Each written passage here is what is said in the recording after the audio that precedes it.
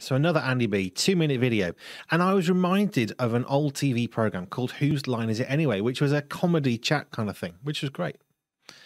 But it got me thinking about whose truth is it anyway?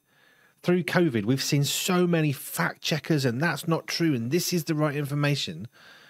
And social media has been the worst at this, the worst culprit. They've even admitted that they're fact checkers. It's just an opinion of someone that they think this. But here's what happens when you do that. Our opinion is more important than yours. So we're going to delete your opinion because our truth matters. Hence, whose truth is it anyway?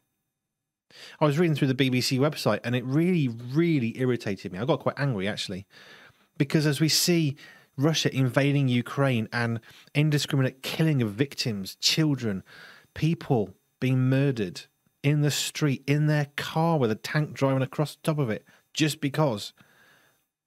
What do I see on the BBC? Fact-checking the images. And they're working through all these images. Do you know what? Just delete that page, please, because honestly, there's more important things right now than, is this image really from Ukraine in the last... Do you know what? There's more truth. Hence, whose truth is it anyway? Let's be honest. Let's be wise. But the truth, the only truth that has any relevance in life comes from Scripture. It's the only source of truth that matters. So if you want to know what's really going on in Ukraine, go and read your Bible. If you want to know what's really going on during COVID, go and read your Bible. If you want to understand why is it Canada is behaving particularly in such a way against their citizens, it's in the Scriptures. It's all there. It may not say exactly why, and some of those are quite political. I make no apology for that.